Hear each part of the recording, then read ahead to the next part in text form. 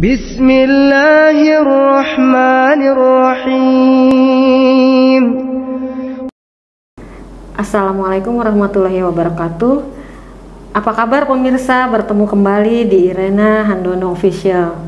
Pada sore hari ini kita kembali bertemu untuk membicarakan satu topik yang pasti sangat menarik. Sebelumnya kami mengucapkan terima kasih atas like, subscribe, dan share yang telah diberikan oleh para pemirsa sekalian. Hari ini tetap kita masih bersama Umi Irena Handono. Apa kabar Umi? Alhamdulillah baik. Sehat. Kita hari ini mau membahas mengenai Nabi Isa dalam pandangan Al-Quran. Kita mulai ya Mi ya? Oke. Sebenarnya banyak pertanyaan begini Mi. Simple aja. Ini kita berhasil mengumpulkan beberapa pertanyaan dari pemirsa yang sering mengirimkan via direct message atau komen di YouTube atau di Facebook. Ada beberapa pertanyaan yang sudah dikumpulkan. Biasanya sama sih pertanyaannya, cuman kita singkat aja ya Mi ya. Yang pertama, kenapa sih Mi banyak Rasul dan Nabi yang diturunkan oleh Allah Subhanahu wa Ta'ala? Tujuannya kan sama, misalnya untuk mewartakan atau menyampaikan risalah dari Allah atau pesan dari Allah, begitu Mi. Apa tujuannya? Ya, setiap masa itu kan mempunyai suatu karakter tersendiri. Di lain sisi, setiap manusia mempunyai jangka waktu hidup tertentu. Maka demikian besar perhatian dan kasih sayang Allah kepada hambanya, sehingga Allah mengirimkan tiap-tiap masa itu ada utusannya. Berfungsinya sebagai apa? Sebagai pengingatnya, pembimbingnya, lalu juga sebagai pengayomnya, gitu ya, katakanlah ya itulah pengayom, pembimbing, pengingat, ya, advisor, kan seperti itu. Gitu ya. Tapi kenapa Nabi Muhammad itu disebutkan sebagai Nabi penutup? Ya memang penutup. Gimana sih? Apa ada di Alkitab atau di Injil, Bible? Ada. Jadi kalau kita berbicara tentang fakta dulu ya, fakta sejarah, ya memang ada. Sesudahnya Nabi Isa adalah Nabi Muhammad SAW, dan kemudian Al-Quran pun menyatakan setelah Rasulullah SAW dengan surat Al-Maidah ayat 3, Al-yawma akmaltu lakum dinakum wa atmamtu alaikum nikmati wa raditu lakumul Islam madina. Pada hari ini telah aku sempurnakan agamamu, telah aku cukupkan nikmatku atasmu, dan aku ridho, firman Allah, aku ridho Islam menjadi agamamu. Jadi Rasulullah itu adalah Nabi terakhir. Nah kalau di dalam Bible ada nggak? Ada. Tapi inilah yang harus kita pahami. Hanya Al-Quran saja, kitab Allah, yang tidak berubah, yang betul-betul merupakan konsekuensi bahwa Allah itu maha benar, Allah itu maha tahu. Maka Allah berfirman, firman Allah itu kekal abadi untuk sepanjang manusia, sepanjang masa. Tapi kitab yang lain, termasuk Bible, itu selalu mengalami perubahan dengan dengan kalimat ya, dengan kalimat disempurnakan, mengikuti zaman. Berarti kayak musik gitu ya Mi? Ada musik tahun 30, 50, 70 gitu ya Mi? Oke. Jadi kalau kita umat Islam itu, Allah berfirman, maka firman Allah itu berlaku untuk semua. Bisa saja masanya berbeda. pelakunya berbeda, tapi inti esensinya sama. Gitu. Kata-katanya diganti. Kata-katanya diganti. Artinya bisa berubah kata-katanya, akhirnya artinya menjadi lain. Nah, khawatirnya ini satu persatu ya. Kalau Allah berfirman, maka seluruh manusia itu mendengarkan, menerima firman Allah itu mengamalkan. Berganti manusia, firman Allah tetap sama. Karena apa? Karena Allah maha sempurna, maha benar, maha pengatur dan seluruhnya. Tapi kalau di dalam Kristen yang terjadi adalah Tuhan mengikuti zaman. Keren ya. Berarti kalau misalnya ada fotonya, bajunya bisa ganti-ganti ya, Mi? Bisa ganti-ganti. Sesuai model pada tahun itu. Gitu ya. Oke. Oke, terus? Kalau di yang tadi Umi bilang di Alkitab ada Muhammad, itu disebut apa ya? Oke, jadi Kristi kalau pernah lihat videonya atau lihat langsung di antara pemirsa juga begitu. Ketika kita ke Masjidil Aqsa ya, ke Palestina ya, ke Palestina, maka di situ kan ada orang-orang Yahudi di tembok ratapan. Yeah. Maka mereka di tembok ratapan itu coba dengerin aja. Itu ngapain? Doa mereka di tembok ratapan. Maka nanti di tengah-tengah doa mereka itu ada kalimat Muhammad, Muhammad, Muhammad. Oh, begitu. Itu. Ya, mereka ini adalah kaum Yahudi yang masih melaksanakan agama Yahudi.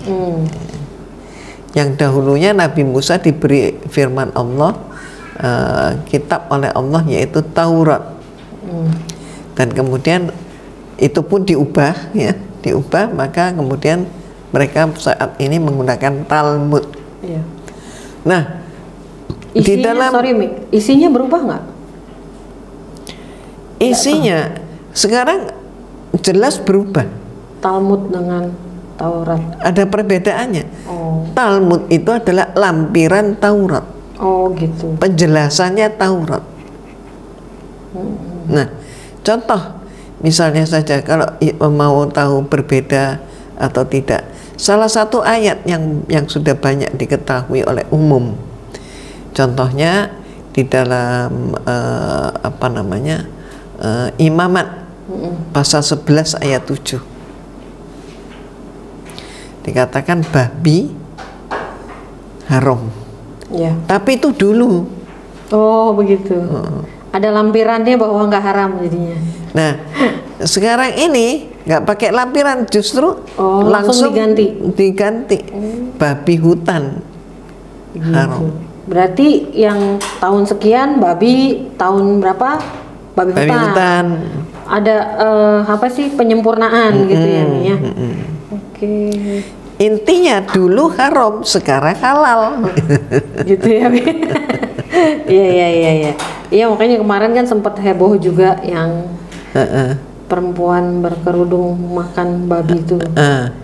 Nah, itu mungkin membuat heboh di sana di sini sini. Ya, terus alasannya sih udah minta maaf sekarang sini. Dan dia bilang itu dia bukan makan babi katanya. Bukan ayam dikecapin. Ayam dikecapin gitu.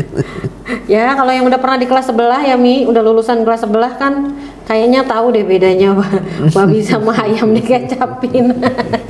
Oke, Mi. Terus ada nggak sih, Mi, nubuatan tentang Isa Al-Masih atau Isa alaihi salam dalam Al-Quran? Mungkin pertanyaannya bukan nubuatnya. Oh, bukan nubuat. Maksudnya kata-kata lah gitu, Mi. Atau penyebutan Nabi Isa dalam Al-Quran gitu. Nabi Isa memang disebut dalam Al-Quran. Nabi Isa dalam Al-Quran itu disebut sampai 25 kali. Nabi Muhammad sendiri? Nah, ntar dulu satu-satu ya. Oke. Semangat, Mi, semangat. Jadi Nabi Isa itu disebutnya 25 kali. Ya. Terus juga dia disebut dengan istilah anak Maryam, Ibnu Maryam. itu 23 kali. Nah, terus disebut dengan Al-Masih itu sebanyak 11 kali. Banyak ya. Inilah suatu pembuktian bahwa semua nabi di dalam Islam, ya, dalam Al-Quran itu ada. Nabi Adam ada, ya. Nabi Musa ada, Nabi Daud ada, Nabi Isa ada, sampai dengan Rasulullah ada semua. Berarti kita juga mengimani adanya Nabi Isa alaihi salam. Iya. Iya. Bukan mengganti-ganti kata-kata ya, Mi. Nggak pakai ganti-ganti. Karena kan ada yang bilang kita copycat. Karena kita Nabi Muhammad keluar belakangan daripada Nabi Isa. Jadi kita tuh copycat katanya. Apa yang ada di Bible, terus kita copycat bahwa itu memang ada. Padahal kan ternyata memang ada dalam Al-Quran. Nabi Isa itu siapa? Anak siapa? Oh, jelas banget. Jelas banget. Malah kalau kita mau tahu dengan detail ya, Nabi Isa alaihissalam ini kan oleh orang-orang Barat kan disebut Yesus. Yang pertama kali menyatakan nama Isa itu memang dari bahasa Arab. Padahal Nabi Isa itu adalah dari rumpun Yahudi. Maka namanya Yosua. Ada yang mengatakan Yehesua. Ya. Nah, kemudian bagaimana sampai menjadi Yesus? Kalau Isa itu Arab ya. Nyatakannya Isa. Nah, peralihan nama itu juga kita harus mengetahui latar belakangnya. Jadi permulaan di dalam bahasa Ibrani ya, itu mereka orang-orang Yahudi dengan penyebutan yang sudah memang sehari-hari seperti itu. Sayangnya di kalangan masyarakat Romawi itu tidak senang dengan gaya bahasa Yahudi. Dan kemudian kalau di Romawi kan juga kelihatannya untuk kalangan tertentu kan menjadi lebih keren. Nah, orang Romawi itu mempunyai kebiasaan mereka itu menggunakan nama, dan yang dianggap favorit adalah nama itu diawali dan diakhiri dengan huruf mati. Kalau seperti Yosua gitu ya, itu di belakangnya kan masih A. Bahkan sebelumnya Esau itu juga huruf hidup dan huruf hidup belakang dan depan, depan dan belakang. Nah, ini terjadi juga banyak nama-nama itu beralih ya, contohnya ketika kemudian disebut Yosua, Yehesua masih nggak enak juga untuk lidah Romawi, maka kemudian mereka pun mengubahnya menjadi Yesus. Nah, kita lihat aja cara nama-nama Romawi, misalnya Barnabas ya, huruf mati. Tapi banyak juga di antara mereka itu yang senang pakai akhiran as-us. Kalau tadi Barnabas, kalau us apa? Dionysius, Darius, Clementinus, terus sampai Bartolomeus, Filipus, ya, sampai Zebedeus. Nah, itulah ciri-ciri. Untung nggak di Indonesia ini. Kalau di Indonesia namanya Agus. Baik, Umi, kita lanjutkan. Yang terakhir ini pertanyaan dari semua banyak orang. Ya, dan seru ini pertanyaannya. Samakah Isa Al-Masih, Isa alaihi salam dengan Yesus Kristus? Maksudnya orangnya sama enggak? Sama gitu orangnya. Namanya kan beda. Namanya beda. Ya, memang banyak nama yang beda itu karena siapa penggunanya, misalnya orang Arab ini. Kemudian orang Romawi beda lagi, terus kemudian orang Yahudi beda lagi, tapi padahal orangnya sama. Jadi Isa atau Yesus adalah orang yang sama, dan kita bisa melihat bahkan dari Al-Quran maupun dari Bible, ternyata mulai dari riwayat, katakanlah dimulai sejak ibunya mengandung dia, hamil, Siti Maryam binti Imran, Siti Maryam binti Imran, jadi Maryam anaknya Imran.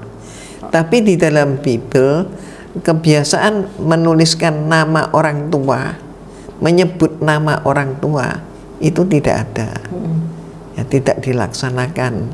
Ada mungkin beberapa, tapi nggak semuanya. Nah, Maryam disebut Maria, maka Bunda Emran. Maria, gitu ya. Anak Emran katanya. Ya, Bunda Maria anak Imran. Di sana Emran. Nah, itu sampai kemudian melahirkannya. Ada perbedaan, ya. Ada perbedaan misalnya tentang lahirnya.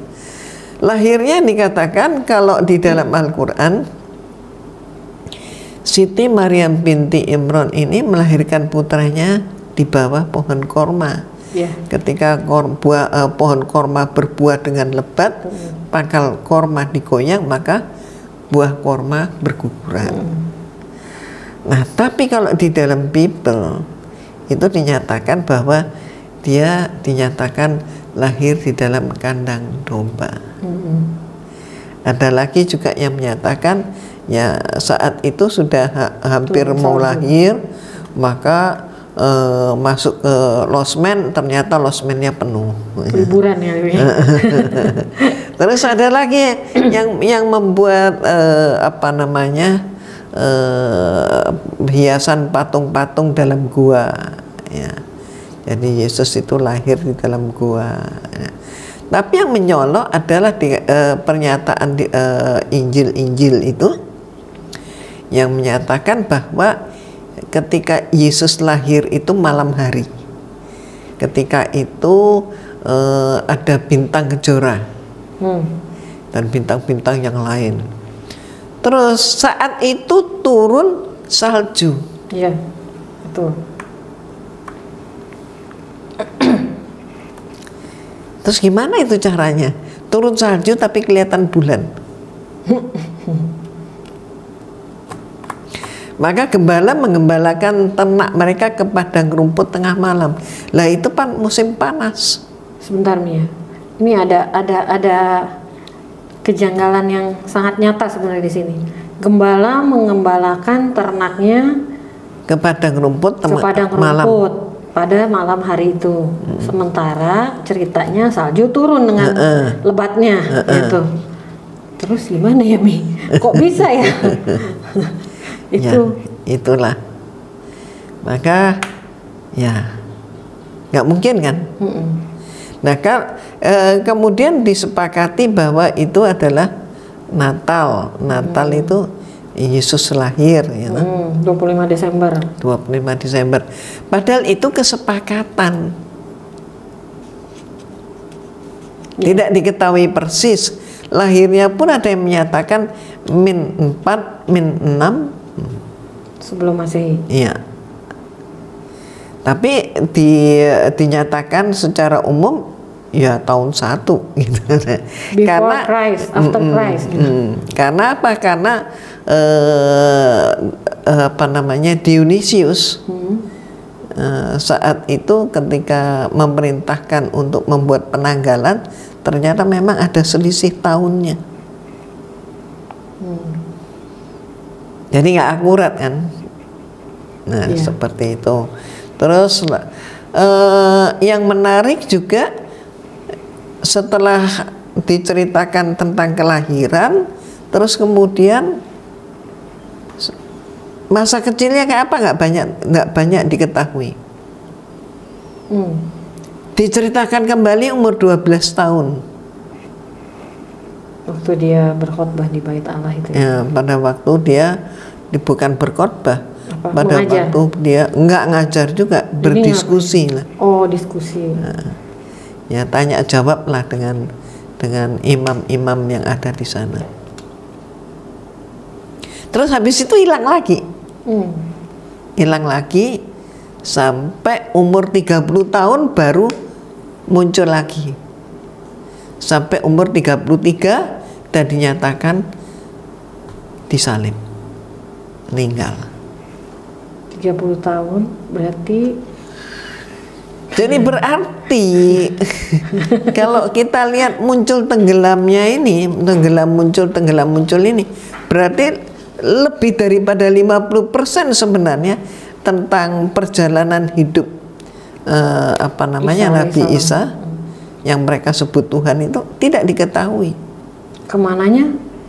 Tidak diketahui. Boleh ditanya juga sampai bukan cuman kemana, ajarannya apa selama itu, ajaran yang dibuat itu apa, wahyu-wahyu Allah yang diturunkan mana. Karena sampai hari ini pun kalau kita buka itu Bible itu ya, tidak ada loh Injil Yesus. Injil Yesus itu tidak ada. Mana coba? Enggak ada. Yang ada Injil karangan Markus, Matius, Lukas, Yohanes. Mana Injil Yesus? Surat Paulus banyak. Lebih tebal daripada 4 Injil. Gitu. Terus kira-kira kalau ada yang bertanya 12 sampai 30 tahun tuh usia segitu Nabi Isa kemana? Jangan dijawab dulu, Mi. Nanti tunggu minggu-minggu yang akan datang pembahasan kita. Biar lebih semangat, Mi. Baiklah, kira-kira ada closing statement dari Umi untuk topik hari ini? Topik hari ini kembali Umi mengajak, ayo kita banyak membaca kembali. Karena dengan banyak membaca kembali, kita akan lebih memiliki wawasan yang luas dan kita tidak sampai menjadi korban ketidaktahuan. Iya, betul. Nah, baik, para pemirsa, kita tuntaskan pada hari ini mengenai Isa alaihissalam dan berhubungan dengan Al-Quran. Mudah-mudahan semua mendapatkan manfaat yang baik pada hari ini. Wabillahi taufiq wa hidayah. Wassalamualaikum warahmatullahi wabarakatuh. Waalaikumsalam warahmatullahi wabarakatuh.